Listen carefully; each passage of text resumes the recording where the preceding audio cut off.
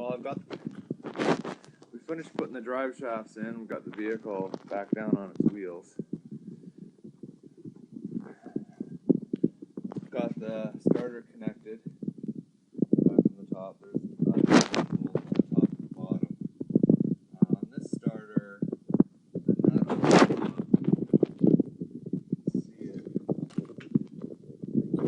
see it all that well, but there's a negative cable that goes to it. It's right down underneath all these things here.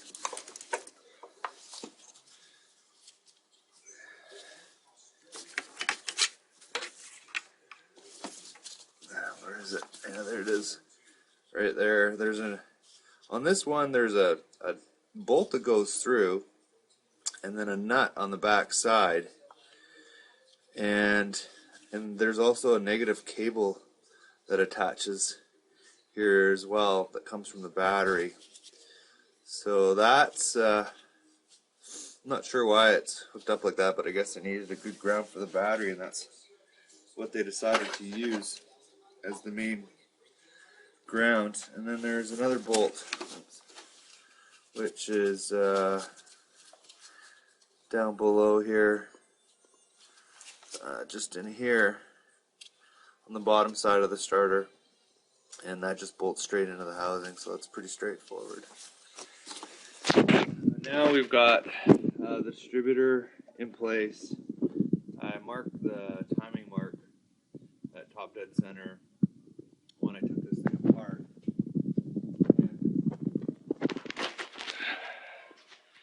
I got the plugs out, and I'm just sticking a coat hanger in there, and I can feel the piston, so I know I'm at top dead center and my mark's correct.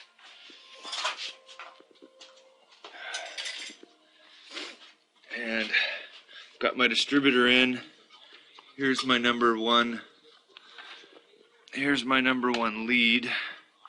So it's this one right here. And when we put the cap on, we can see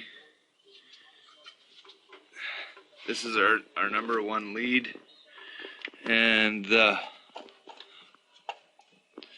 rotor's lining up pretty accurate with where that needs to be, so I think I'm pretty close as far as the timing goes.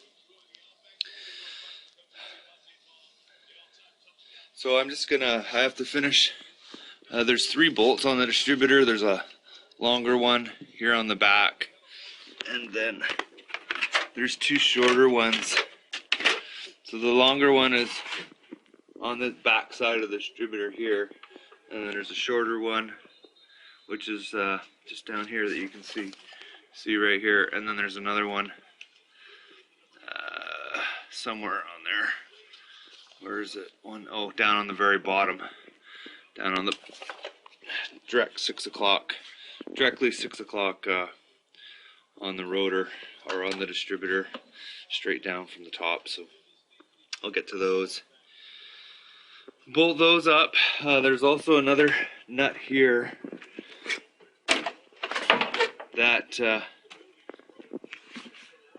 has some wires that are grounding to the bottom of the distributor there, so I'll have to attach those as well. And then I think what I'll do next, after I get that finished, is I'll dry turn, I'll hook the battery back up, and I'll just turn the motor over without any plugs in or anything. Make sure that I don't have any rubbing or any unusual noises of the clutch that we just put in.